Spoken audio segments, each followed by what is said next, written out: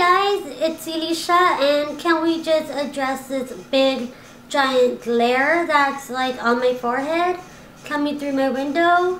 It's cute. I think it kind of goes with my makeup look. Why let it bother me? I don't know. It was in my eye like just minutes ago, so hopefully it'll go away. I'm too impatient to wait to film this video, so we're just gonna pretend it's not there and go ahead and film this video, because I asked you guys yesterday and today to send me Snapchats of you guys asking me questions or a video or advice, anything you wanted to do. I also asked on Instagram and I asked on Facebook, but the only responses I got were from my faithful Snapchat friends. So let's go ahead and get started. And let's open up Snapchat. Raina, you're so pretty. Why does it go like so quick? Next time try to keep it going a little longer, like do at least the 8 seconds, that way I can show you guys in the video. But thank you, Raina, you're beautiful too, and I love that you're always Snapchatting me, and it means a lot to me. Peaches always wants to be in the Q&As, don't you? You always want to be in the Q&A. We're matching. We're both wearing pink today. Yeah. Can you kiss? Come on, kiss. Thank you. She just got a haircut yesterday, and I love it. I love the haircut. All right, just sit right there. You sit right here. Fix your collar. Pop that collar, Peaches. Pop it. All right. Loya 17, I believe that's how you say your name. Let's see. Shots. Oh wow, look at that. And then look at that fruity drink. Yums. That looks good. Oh my gosh, you're so gorgeous. Look at her. Thank you, girl. You are beautiful. And is that your boyfriend? Let me know in the comments below. Danielle Marie, she is a bestie for sure. I have been so blessed to meet her, and I met her through Kristen K, and I met Kristen K through Jessie Love, and so we all just kind of know each other. But Danielle is somebody that I just connect with on so many levels, and she's been such a big blessing to me within the short amount of time that I've known her. And yeah, she sent me a couple of snaps, so let's go ahead and see what she had to say. I love you. We've definitely become friends, and that makes my heart so happy. But I do have a question for you. My question is, I'm about to run out of time. I've been married for 14 years, and I know you've been married for a while as well. My question to you is, what are your secrets for a happy, fulfilled marriage? So what are the things in your mind that make a successful, happy marriage?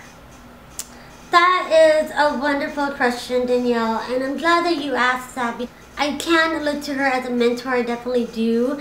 And we talked a little bit about our relationships, and our marriages are a lot alike. You know, we both just have experienced certain things within our marriage that are very similar. So to answer your question, and this is something that is very hard, because I've been with Marcus since I was 21. I'm 33 now. But we've only been married going on 6 years. We've lived together though since about, what year was that? We lived together, I want to say it was like 2 to 3 years after we met. So we've lived together a really long time. Interesting enough, I thought that piece of paper of marriage was not going to change a thing, that everything was going to stay the same. And oddly enough, our first year of marriage was the hardest year of our whole relationship. It was just really hard, because it was like, okay, I'm gonna fight with this person. I don't really like you right now, but I can't walk out on you anymore. So it made it really difficult. But the one thing that has helped both Marcus and I, especially the fact that we don't have kids, a lot of couples do stay together because they have kids, or because they can't financially be without each other. And the last thing you want to do is be in a marriage that's miserable. The most important thing in a marriage is the friendship. If you don't have a friendship with your husband, if you don't have trust in him, or her, whoever, you know, whoever your spouse is, that is the two main key important things. It's friendship, love, respect, and honesty. And you know, just knowing that I have flaws too, and when Marcus tries to say, hey, can you do things a little bit different, or can you make sure my laundry done by this time? Not that he can't do his laundry himself, but you know, I don't work right now. Well, I do, but I work a part-time job. So I'm able to do things around the house a lot faster and a lot more than him. And so I do the majority of the cleaning and cooking, but you know, he's able to do it as well. He pitches in just as much as I can pitch in. So it goes both ways. I've learned that communication is key. When I don't like something, or if I feel uncomfortable about something, I do talk to him about it. A lot of times I won't want to say something because I don't want it to strike up an argument. But in his mind, he says he'd rather, you know, argue it out if we have to, just as long as we get all of our feelings out there. We're not hiding our feelings from each other, because that is the worst thing that you can do. So that, and then also just making sure that you're spending time with each other. I don't see Marcus a whole lot. Even though we live together, I literally see him for an hour or two throughout the day, and it's a hi, bye, love you, here's what, you know, important, or here's what you need to know for today, and then we move on, and we don't really see each other. And our only communication is a text message, really. So the days that he's off, we really make sure to spend time together, whether it is going out to eat or eating at home, and just staying home and like watching TV together, or going grocery shopping together, or going to the beach together. Just learning to be each other's best friend, because at the end of the day, I've learned, especially with the past couple of relationships I've had in my friendships, that at the end of the day, the one person that has my back and will always have my back and will always love me unconditionally is Marcus. And that is a very, very valuable thing for me. I value our relationship so much, and so the times where it's hard and I just want to give up, or it may be hard right now, but you know what? You have this, this, and this, and this, and this to be grateful for. And he's this, this, and this, and this, and this type of man. And these are the qualities that you love about him. And that's just what I remind myself of. And so that's what's been most important, and just understanding what his needs are as a husband and what my needs are as a wife. You know, it's different for men and women. We both have different needs. So yeah, just keep that in mind. Okay, so the next question is from Jasmine Herrera. So I'm going to go ahead and read it to you guys. She says, well, I have spinal bifida and a shunt, and I had blood surgery because I couldn't pee. Right. It was too small and I couldn't hold my pee, so I would pee on the bed. But now that I've had the surgery, I'm good, but I have to be using a catheter to go pee. I lost my leg, and I think that's one of the reasons I overthink and I want to take my own life away. I try to stay strong, but sometimes I just can't. But I'm a strong girl. It's only sometimes that my problems get to me, and I say to myself, how did I ever come out of the surgery? How am I still here, and how am I still living life? Thanks, love it. Oh my goodness. My heart just goes out to you. Thank you so much for sharing that with me. I can only imagine what you go through daily.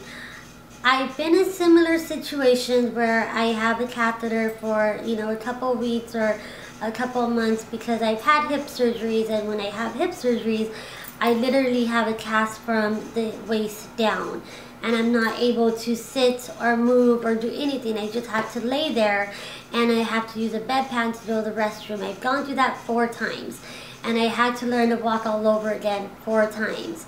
So it was as a child and as an adult. First and foremost, I want to tell you thank you for sharing your story with me. It touches my heart.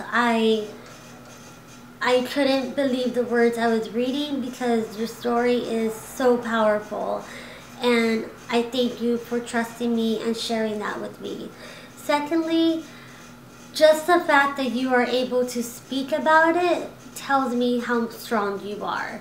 Because the fact that you are able to share your story and tell me how you feel shows me that you are the strongest that you can ever be, and that you're just gonna get stronger.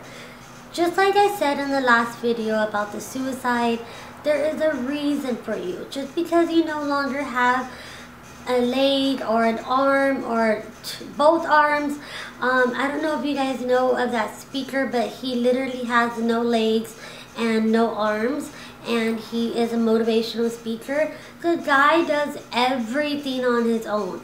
So there's definitely ways to get around it. You can always get a prosthetic. There's so much technology these days, so please don't let it get you down. If you want to walk again, you can do it. You definitely can do it. All you got to do is find the right doctors to help you be able to walk again and to be able to live a productive life as much as possible. Don't give up.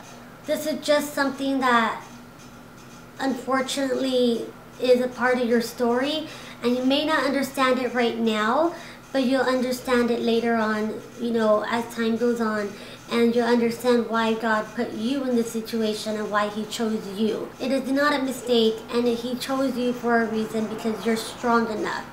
So I think that you are beautiful, and I thank you so much for sharing your story, and it touches my heart, and I love you, and I will be praying for you. And please feel free to text me or message me anytime you want. I'm here for you. I've been there, and even though I have my legs, and I thank God every day that I have my legs, I'm sitting cross-legged right now with Peaches on my lap, and my legs are completely numb. So, you know, but I thank God every day that I am able to get up and walk. So my heart goes out to you, and I'm so sorry to hear about the complications that you've had. But hopefully they get better, and please keep me posted. Okay, next one is from Gwen DYVL. Random question, because I know you're a Converse girl like me. When did you buy your first pair? And do you remember which ones they were?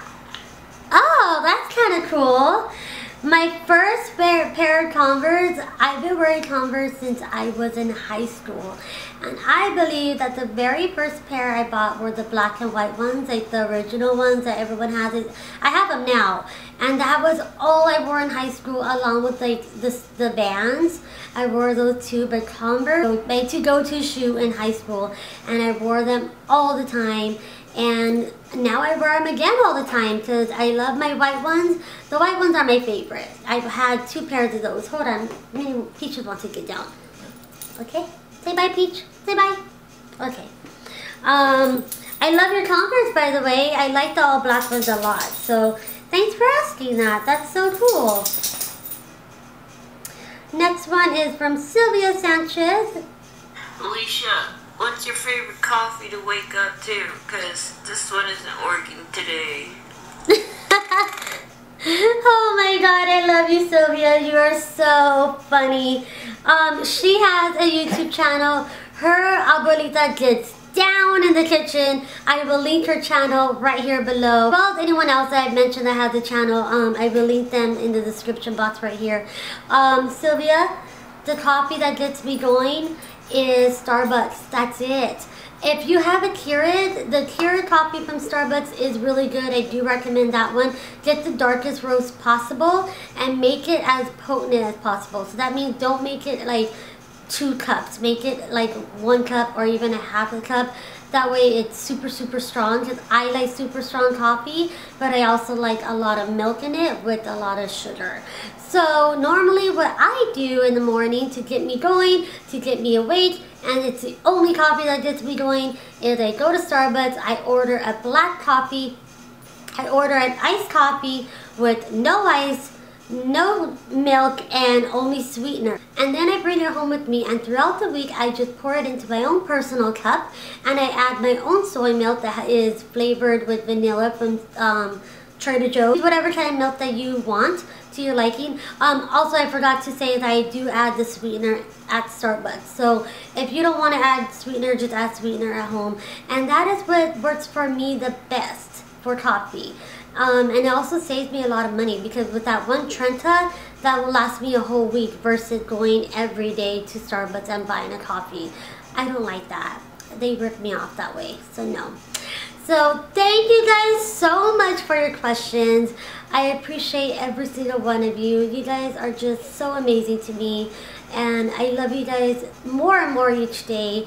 And the more I'm getting to know you guys, the more I'm loving you guys, and this is just so much fun. I think that this is the best way to get to know each other, and you guys are just amazing. There's some amazing stories out there, and I'm glad that I'm able to help some of you, or you know, at least keep you guys company, just so you know that you guys do the same exact for me. So once again, thank you, thank you, thank you. I love you guys. I'm sending you all lots of loves and hugs, and sending you all positive vibes and prayers that if you guys are having any difficulties right now within your family, any illnesses, any financial situations, anything going on in your marriage, I just send positive vibes to you. So thank you for watching, and until next time, I will see you guys in my next video. Bye!